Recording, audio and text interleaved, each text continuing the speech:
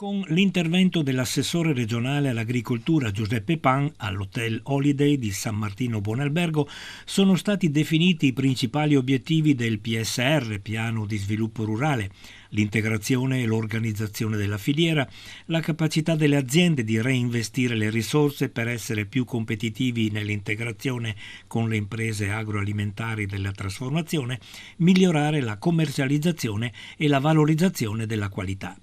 L'assessore Pan nel suo intervento ha ben evidenziato alcuni punti fondamentali che devono reggere l'attività e lo sviluppo, in particolare come migliorare la capacità delle aziende agricole nell'ottimizzare le risorse. È chiaro che con il PSR che presentiamo anche oggi a Verona l'ottimizzazione passa attraverso l'efficienza dei sistemi e quindi anche degli investimenti. Quindi avere e adoperare le misure che sono previste dal PSR nelle proprie aziende, capire quali sono i fabbisogni e quindi anche gli investimenti sarà sicuramente la scelta imprenditoriale migliore per adoperare questi fondi europei, naturalmente statali e regionali, che sono a disposizione da qui fino al 2020. Per competere sui mercati, l'assessore Pan ha detto che non sono sufficienti i buoni prezzi e la qualità dei prodotti, occorre qualcosa in più. Per competere sui mercati anche internazionali i nostri prodotti hanno bisogno naturalmente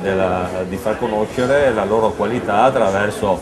il marchio che noi già abbiamo, comunque in regione che è il marchio di qualità verificata che abbiamo intenzione di promuovere, naturalmente essere competitivi ed essere presenti con una promozione anche del prodotto attraverso le nostre filiere, attraverso la nostra comunicazione internazionale. Il piano di sviluppo rurale, nel ventaglio dei vari capitoli riguardanti la ripartizione dei fondi messi a disposizione, considera un punto fondamentale l'integrazione tra le aziende agricole produttrici e il settore della trasformazione. Sicuramente qui sta proprio il nodo importante, far capire comunque anche all'agroalimentare che adoperare il prodotto veneto, il prodotto del nostro territorio è comunque un punto di forza, perché il mercato, alcune fedi di mercato non riconosce ancora qual è la qualità e il valore del nostro prodotto, ma a volte si basa solo sul prezzo e quindi marchiamo i nostri prodotti, diciamo comprate Veneto, ma anche diciamo ai nostri trasformatori trasformati i prodotti veneti, che in questa maniera riusciamo a mantenere un'economicità nel territorio e mantenere le nostre aziende agricole attive dando un reddito a chi lavora. Infine, l'assessore Pan, nell'annunciare che i bandi per l'assegnazione dei contributi sono già aperti, ha illustrato le opportunità offerte alle aziende agricole venete dal piano di sviluppo rurale. Certo, per qui ai prossimi 5 anni 1.184 milioni di euro che vengono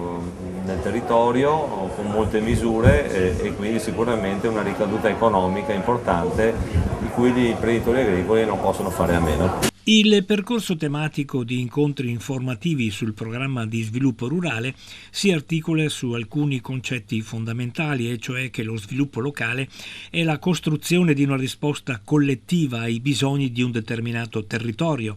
che il PSR Veneto sostiene uno sviluppo locale basato su strategie territoriali integrate, multisettoriali, innovative e partecipate attraverso i partenariati dei gruppi di azione locale.